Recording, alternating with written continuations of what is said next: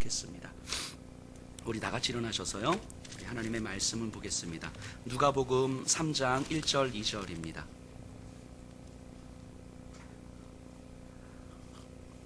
누가복음 3장 1절 2절 우리 한 목소리로 함께 읽겠습니다.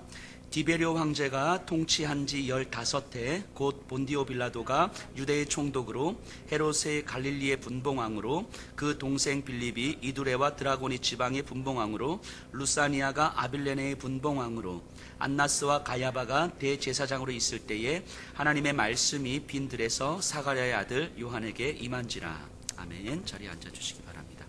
오늘은 이 3장 1절 2절을 함께 좀 살펴보면서 묵상을 좀 해봤으면 좋겠습니다.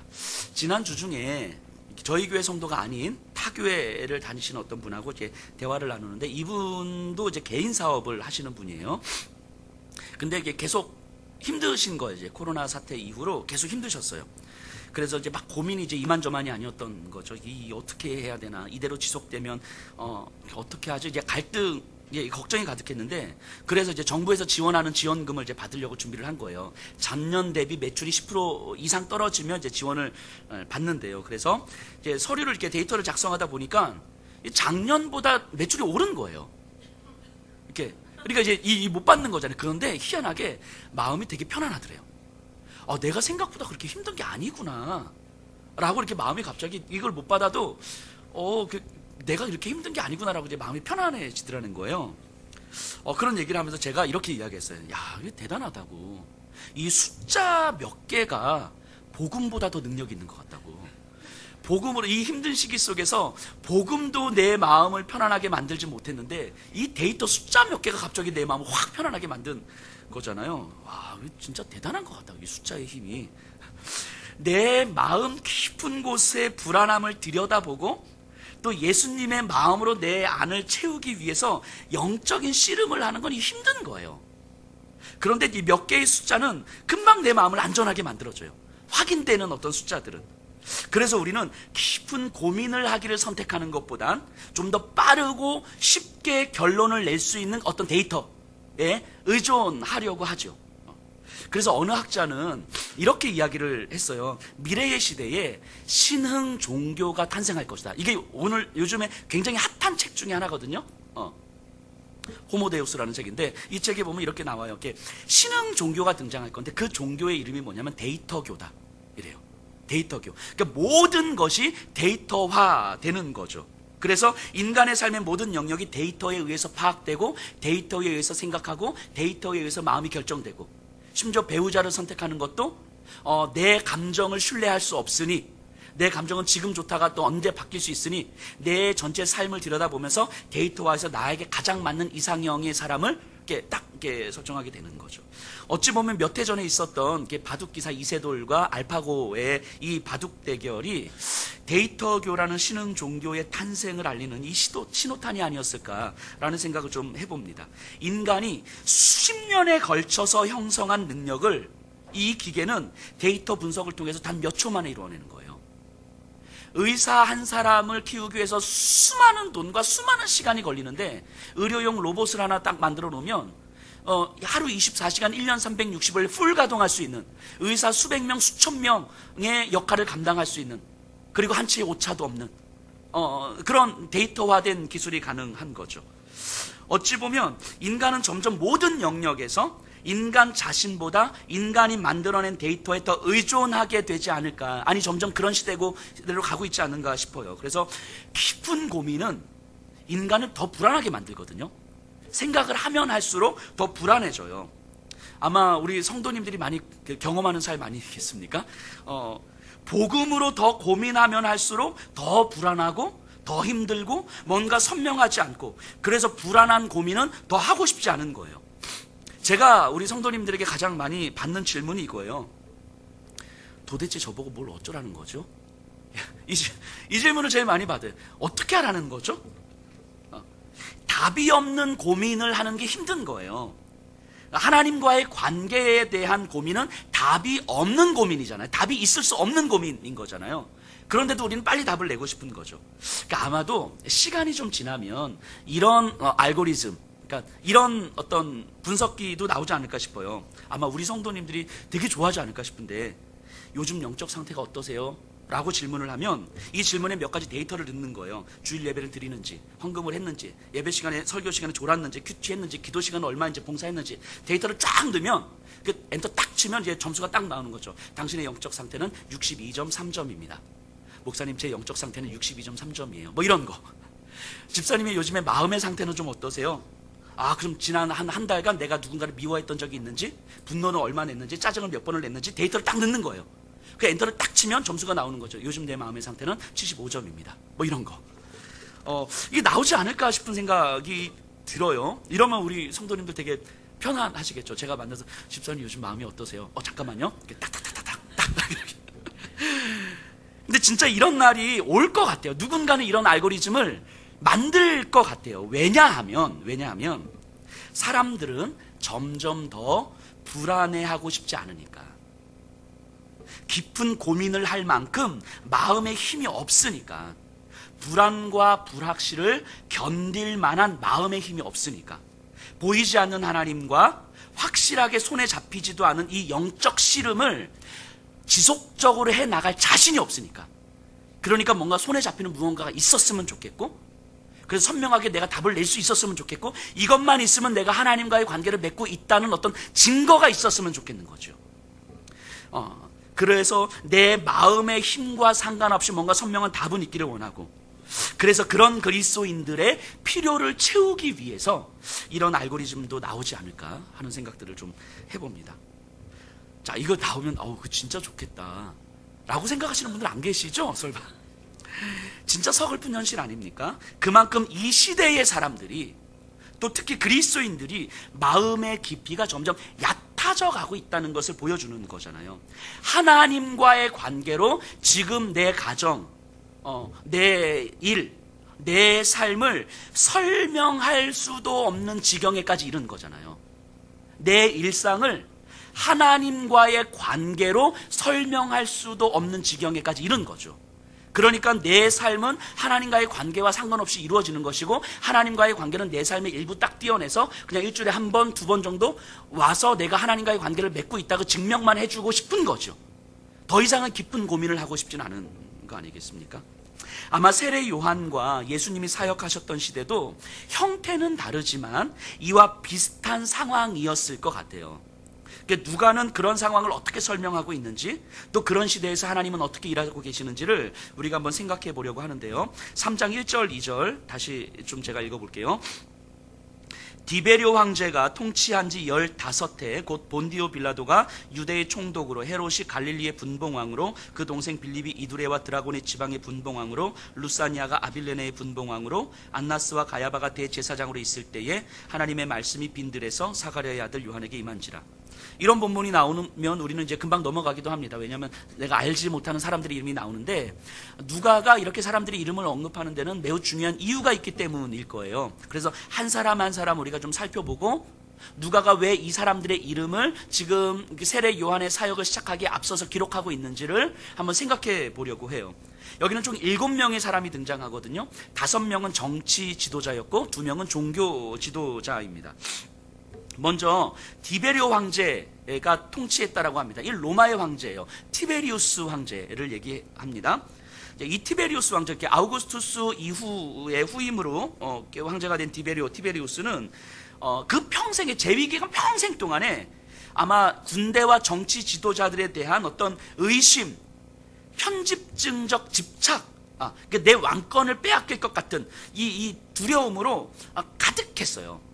그래서 예전 그 중국의 진시황이 지냈던 그 자금성에 보면 그 높은 나무가 하나도 없었대요.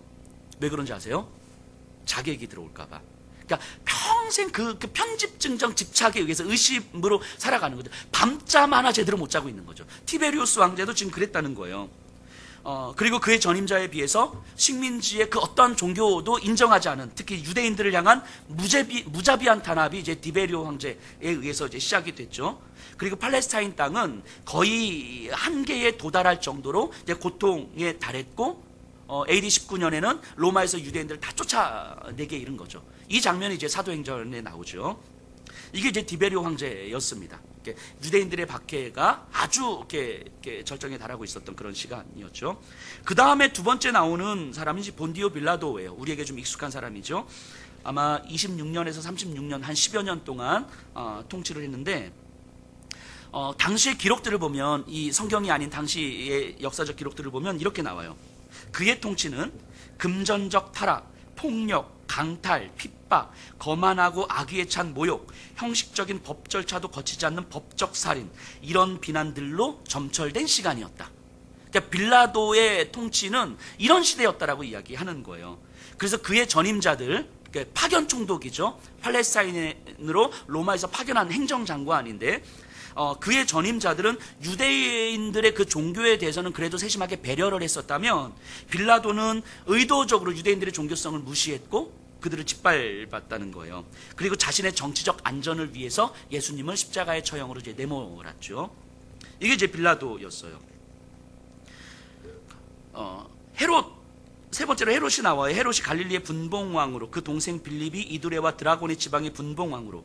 여기서 헤롯은 헤롯 대왕의 아들이에요. 헤롯 대왕의 아들이 세 명이 이제 이스라엘 지역을 분할해서 다스리거든요. 헤롯 아켈라오, 그리고 헤롯 안티파스, 헤롯 빌립. 여기서 헤롯이 갈릴리의 분봉왕으로, 이 헤롯은 헤롯 안티파스, 헤롯 안디바를 얘기하는데요.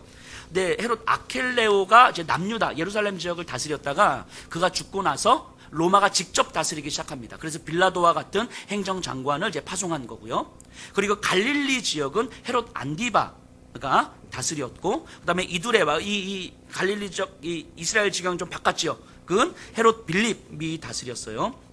자, 여기서 말하는 갈릴리의 분봉왕 헤롯 안디바는 그의 아버지 헤롯 대왕의 그 악습을 그대로 반영하면서 굉장히 탐욕스럽고 사치스럽고 극히 방탕한 왕이었고요. 그리고 건축에 굉장히 탐닉했어요.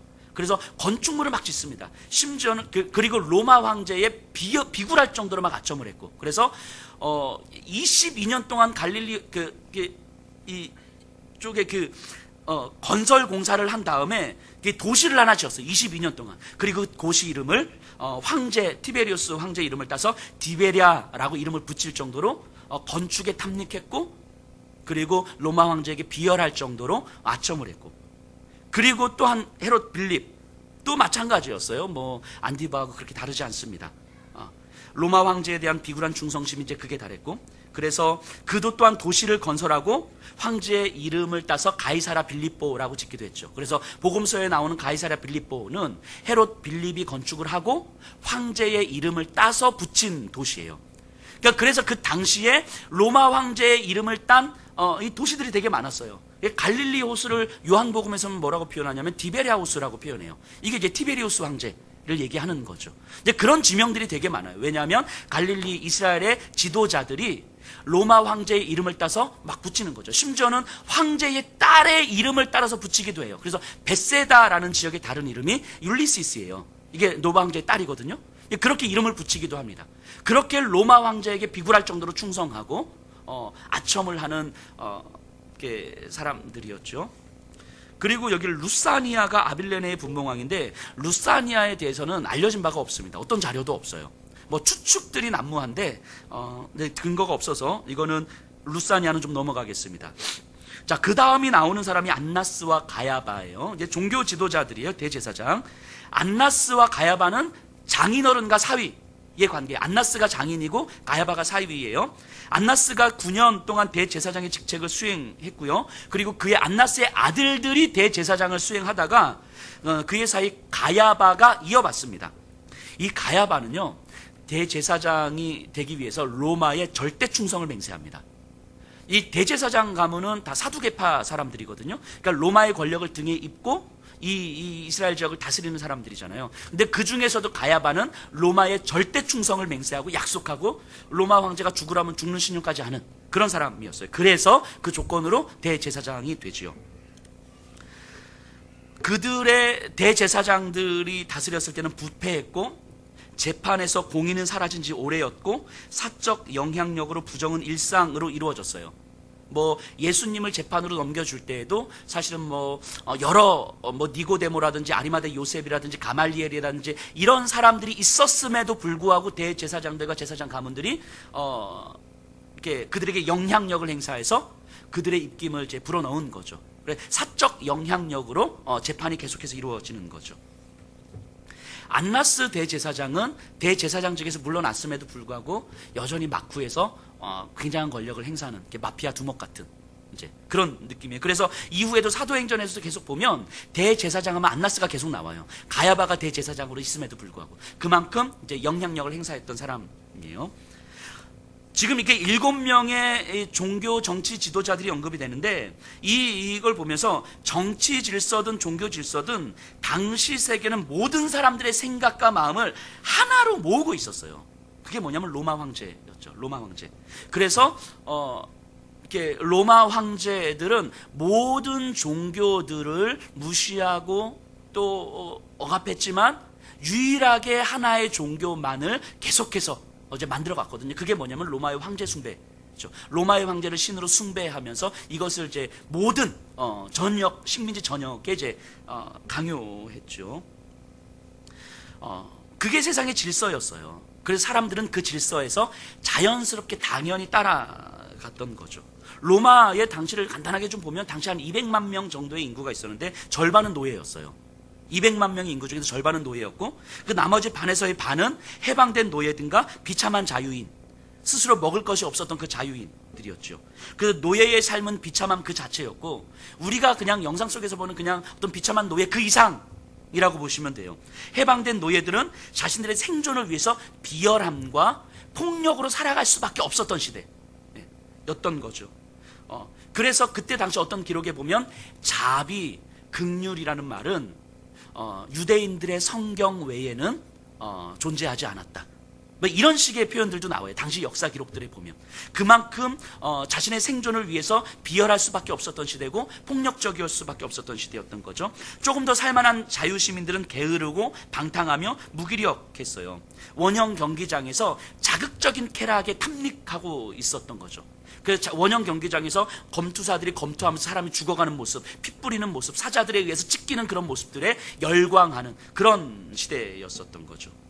소수의 권력자들은 상상할 수 없는 사치를 누렸고 식민지의 권력자들은 어떻게 해서든 로마의 권력층의 비율을 맞추느라 백성들의 고열을 짜낼 수밖에 없었고요. 종교 지도자들도 여기서 예외는 아니었어요. 그래서 신학적으로도 로마 황제를 높이고 하나님의 뜻과 로마 황제의 뜻을 일치시켜가죠. 마치 우리 일제시대 때 신사참배는 종교적 행위가 아니라 국가 의례이기 때문에 해도 된다라고 했던 것처럼 신학적으로 우리 대한예수교 장로회 총회 합동측 교단이 이렇게 땅땅땅 가결했던 것처럼 신학적으로 신사참배를 정당하다고 여겼던 것처럼 당시의 종교 지도자들도 그러고 있었던 거예요.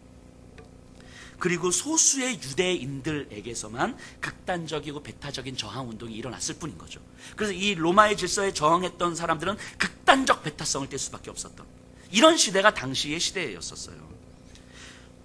그래서 로마가 제국으로서 절정을 경험했을 때 그래서 이런 시대 속에서 그 내부로부터는 아마 돌이킬 수 없는 파멸의 그 썩은 냄새가 로마 제국 안에서 아마 진동하고 있었을 때였던 거죠. 어쨌든 이런 시대와 상황에서 한 개인이 할 수 있는 건 아무것도 없었어요. 개인이 이 시대를 바꿀 수도 없었고 개인이 정의를 외치고 자비를 외치고 긍휼을 외친다 할지라도 사실은 그거는 아무도 주목하지 않는 그저 그냥 한 사람의 외침에 지나지 않았던 거죠. 자, 3장 1절 2절을 누가는 여러 사람들과 지명들을 나열하면서 아마 이걸 보여주고 싶었을 거예요. 폭발 직전까지 차오른 이 탄압과 비극의 이야기를 보여주고 싶었을 거예요. 로마의 질서 하에서 거기서 벗어날 수 없었던 이 팔레스타인 지역, 유대 민족, 이 비극적 삶의 현실을 보여주고 싶었을 것이고 이 비극적 삶의 현실 안에서 지금 세례 요한의 사역은 이제 준비되고 있는 거죠. 이거를 좀 보여주고 싶었을 거예요. 어찌 보면 당시 로마 중심의 질서는 오늘날과 굉장히 많이 닮아 있는 듯해요. 매우 매력적으로 보이는 현대의 데이터교. 그러니까 로마의 질서는 당시 사람들에게 굉장히 매력적으로 보이지만 파멸의 질서였었잖아요. 마찬가지로 오늘날도 마찬가지죠. 굉장히 매력적으로 보이는 현대의 많은 소리들, 많은 정보들, 그 많은 숫자와 그 정보들로 이루어져 가는 그 성취감, 하지만 그 안에서 점차 사라져가는 그 인간, 마음, 진지함, 고민.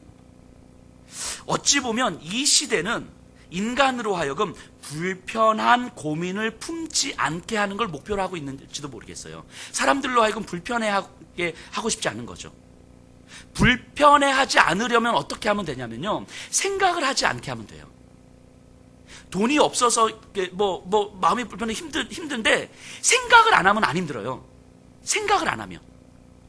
그래서 사람들로 하여금 생각을 안 하게 하는 거예요. 불편해하지 않게끔 만드는 거예요. 그래서 그것의 최전선에 있는 게 스마트폰이잖아요. 생각을 안 해요. 그래서 그렇게 힘들지 않아요. 생각을 안 해서 그렇게 불편하지 않아요. 스마트폰, 컴퓨터 게임, 여러 가지 데이터, 정보. 오늘날 유튜브가 이렇게 난리를 치고 유튜브에 사람들의 생각이 좌지우지 되고 있는 시대. 힘들지 않아요. 별로 고민하지 않아요. 어찌 보면 이 시대가 우리로 하여금 이렇게 만들어가고 있을지도 모르겠어요.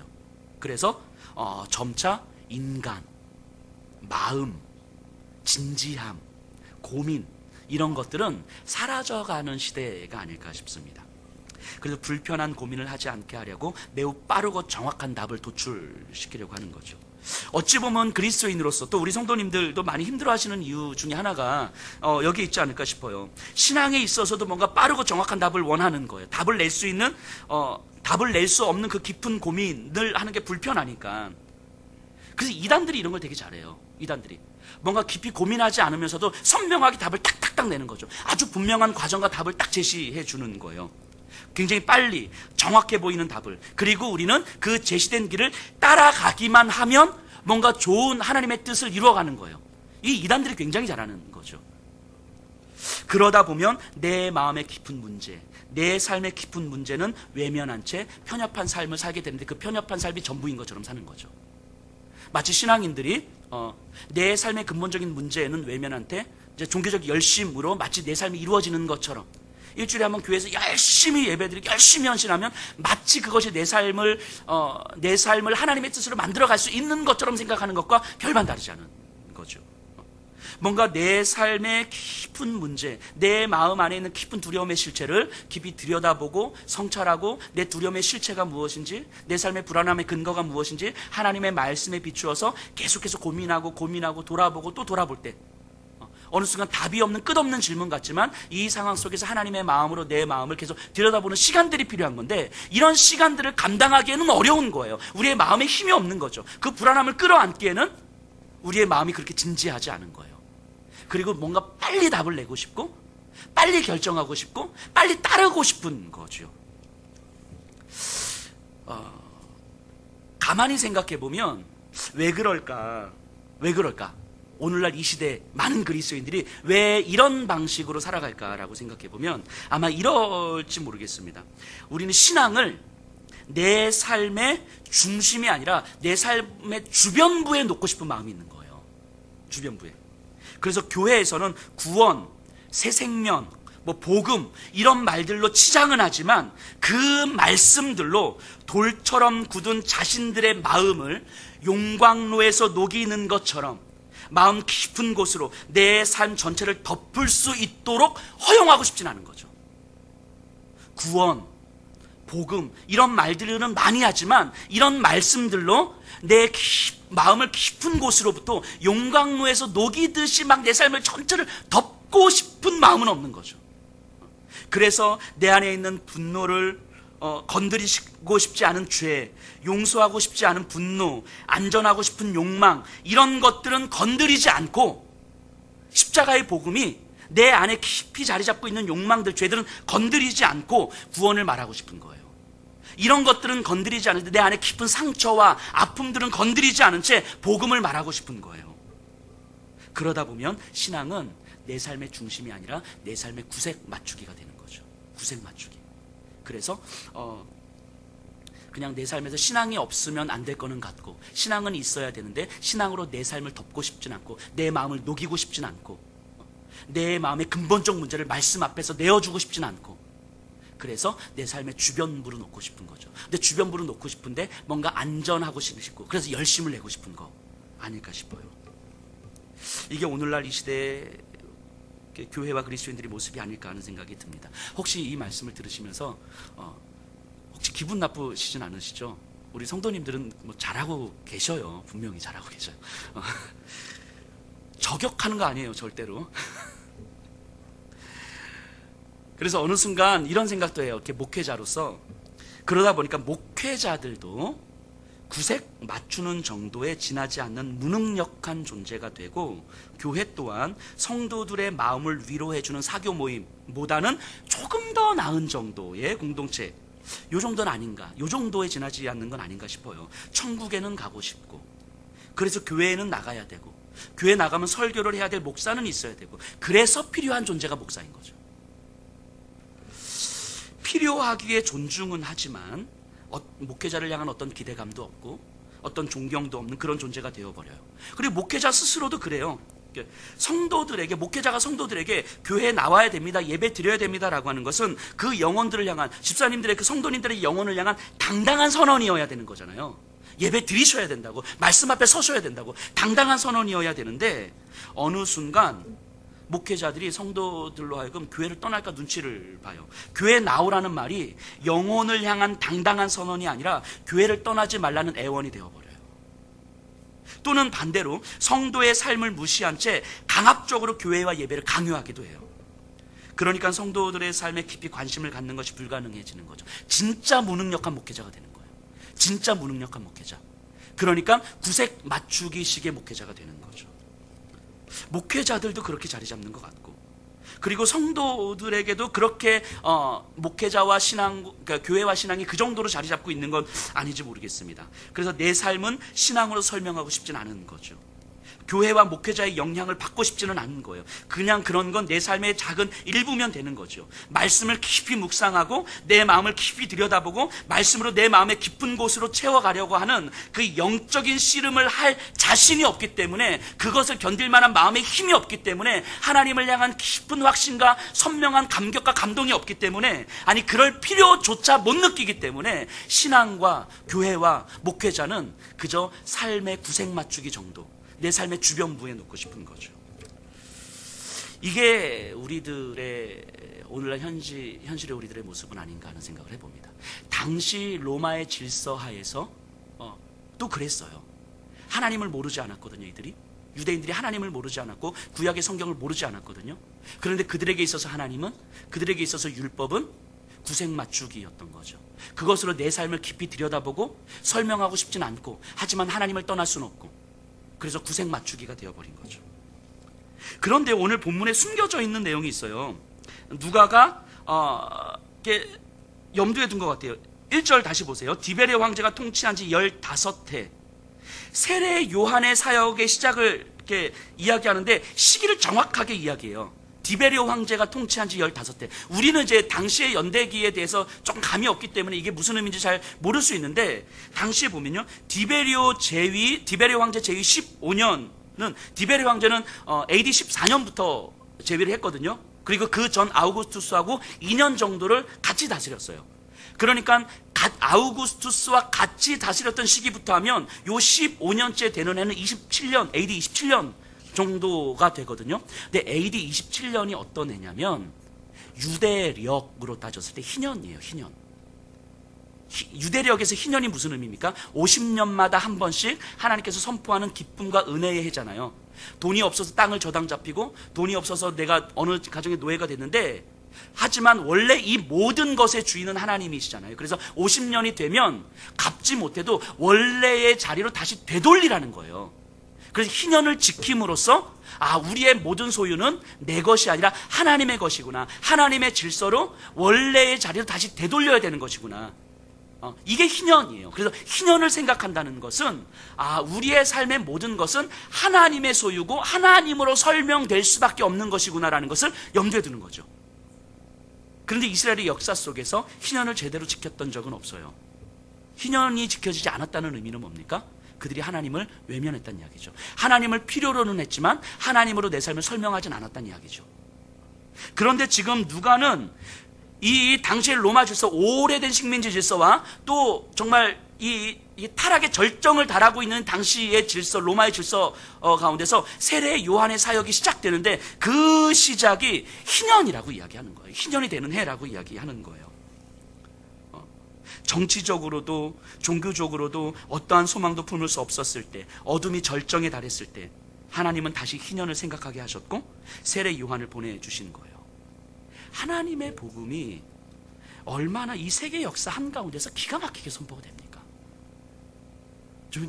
저는 이 놀랍지 않나요? 정말 하나님의 일하심이 너무너무 기가 막힌 것 같아요.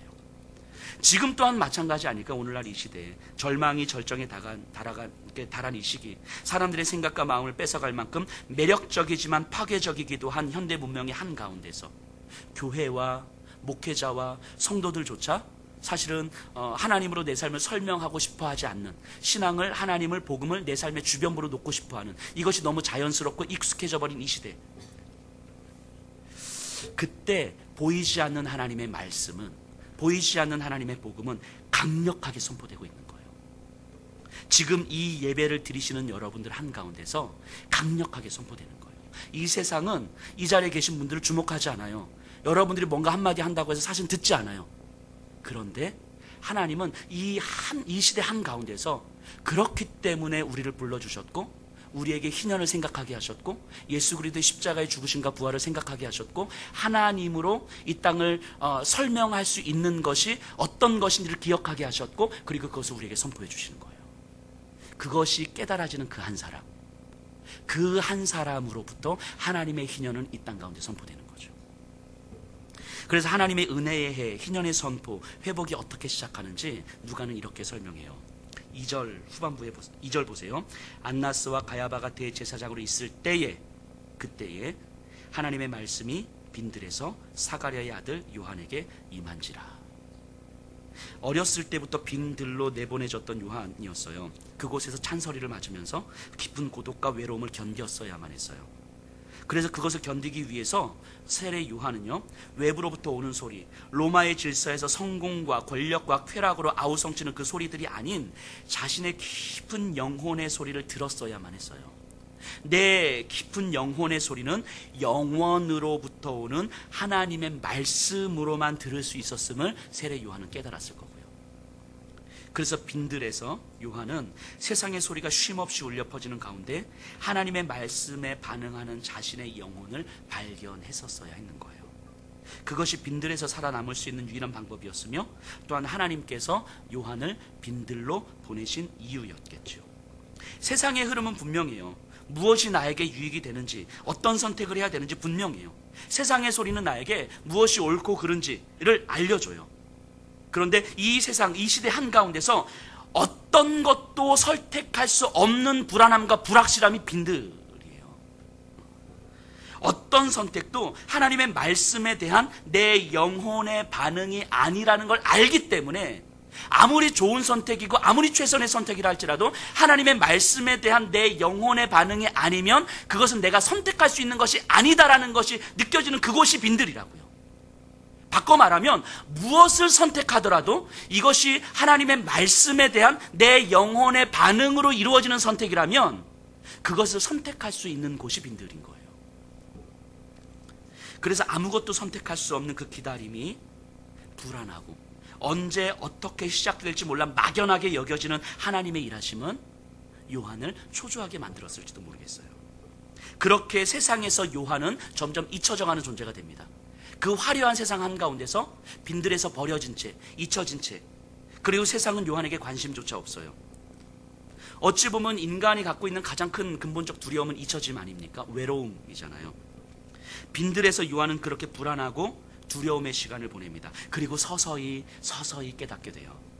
세상에서 잊혀져 가는 존재이지만 내가 하나님께 기억되는 존재가 되어가고 있다는 사실을 깨닫는 거예요.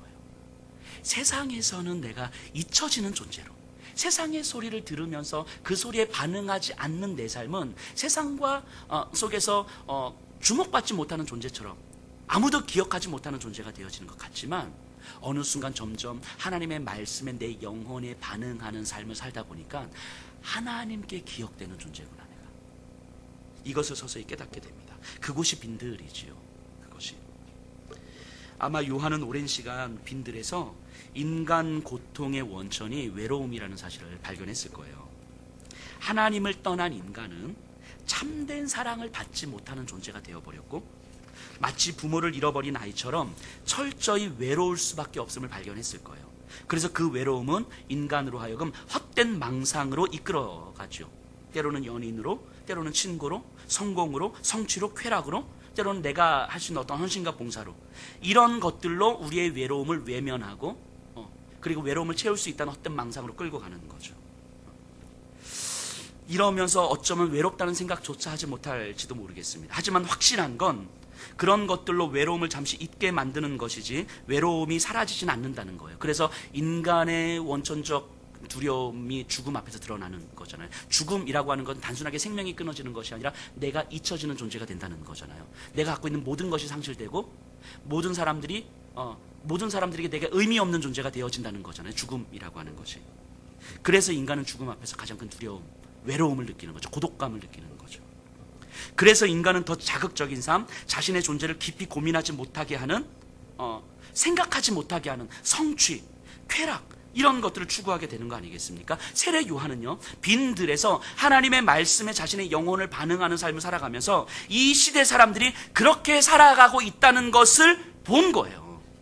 그 안에 있으면 못 봤을 그것을 이 시대 사람들이 그렇게 살아가고 있다는 것을 보는 거죠. 그들의 어떠한 삶도 근본적 외로움을, 저들의 근본적 삶의 문제를 해결해 줄 수 없음을 본 거예요. 그래서 본인 스스로 철저히 외로울 수밖에 없는 빈들로 나간 거죠.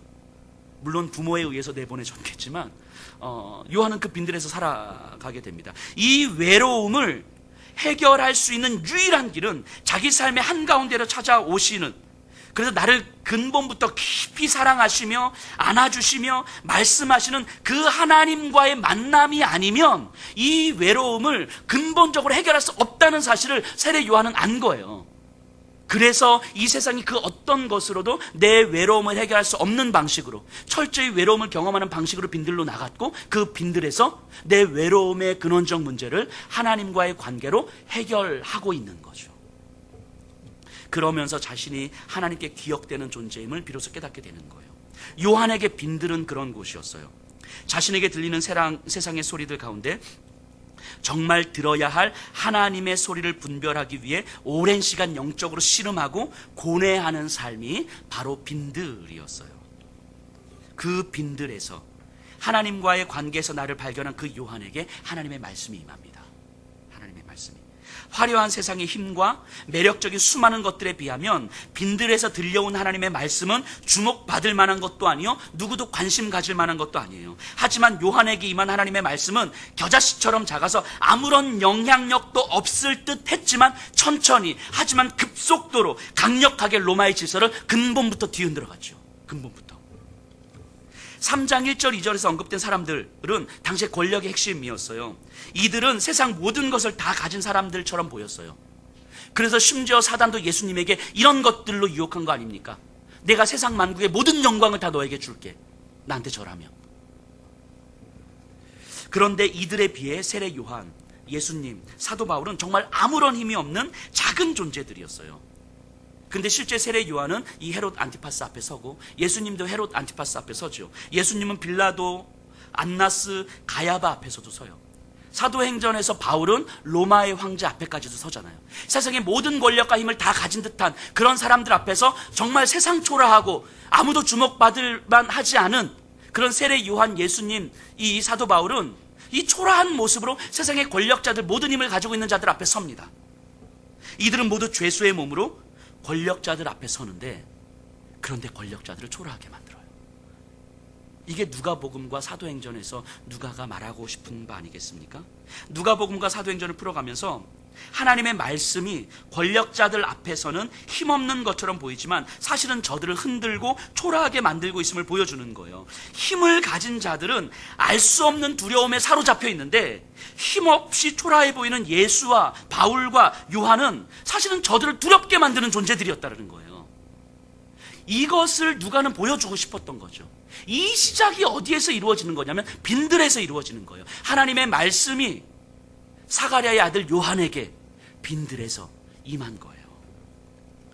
세상의 방식으로는, 세상의 화려함과 매력으로는 절대로 해결할 수 없는 이 외로움과 두려움이 있는 거예요. 그 문제에 접근할 수 있는 유일한 길은 하나님의 복음 외에는 없다는 거예요.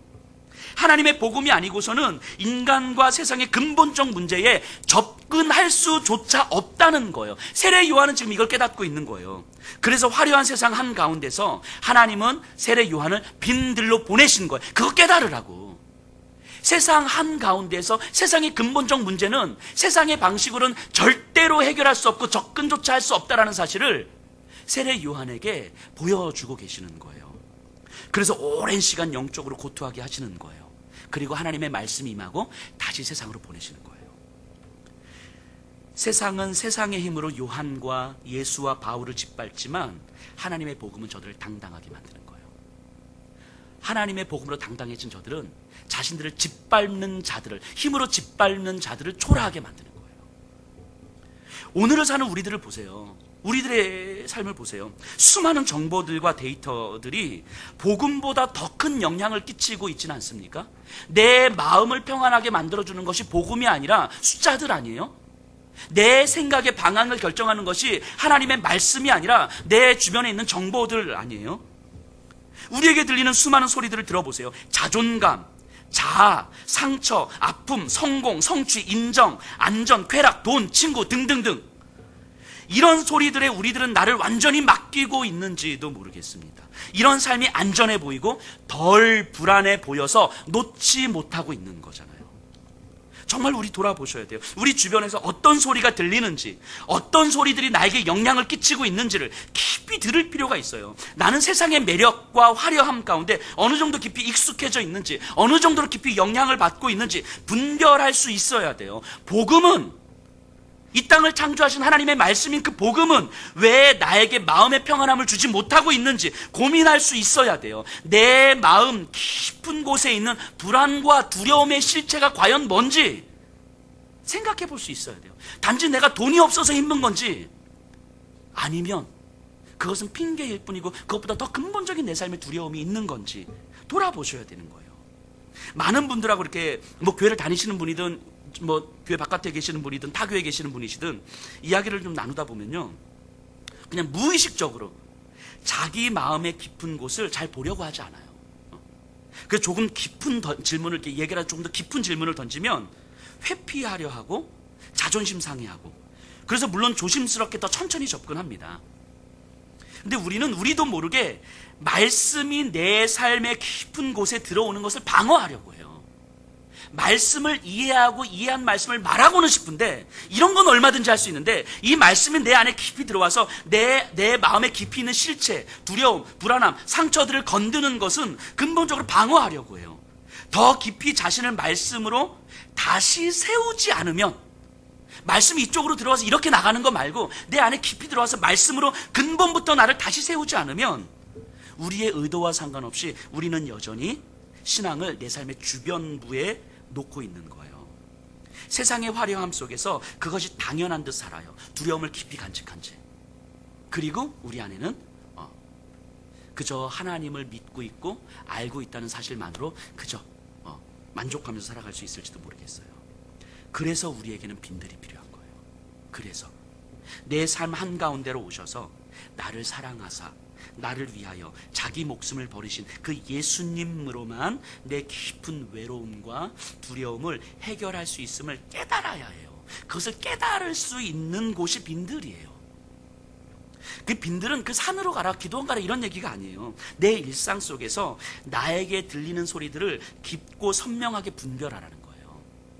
쉽게 빠르게 답을 내려 하거나 현실의 두려움을 회피하려 하지 말라는 거예요. 내 마음의 깊은 곳을 돌아보고 내가 무엇을 그렇게 두려워하고 있는지, 무엇을 그렇게 외면하려고 하는지를 직면해야 되는 거예요. 그 삶의 자리가 빈들이에요.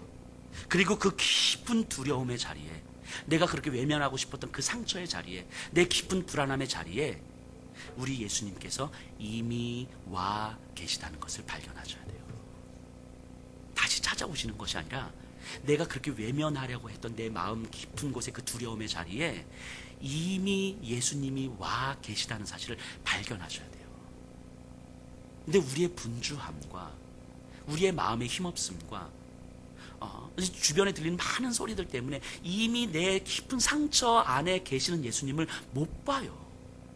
그러니까 그 예수님과의 관계 속에서 내 마음과 생각과 삶을 만들어 가려고 하지 않고 끊임없이 내가 뭔가를 계속 하려고 하는 거예요. 그래서 그 예수님을 만나고 그 진리를 깨달음으로 말미암아 우리 삶을 다시 시작하셔야 되는 거예요. 다시. 그래서 먹고 사는 문제 앞에서, 직장의 문제 앞에서, 가정 문제 앞에서 더 안정적이고 더 많은 소유가 아니어도 충분히 당당할 수 있고 오히려 더 많은 영향력을 끼치며 살 수 있음을 경험하셔야 돼요. 내 영혼의 깊은 힘을 경험하셔야 돼요.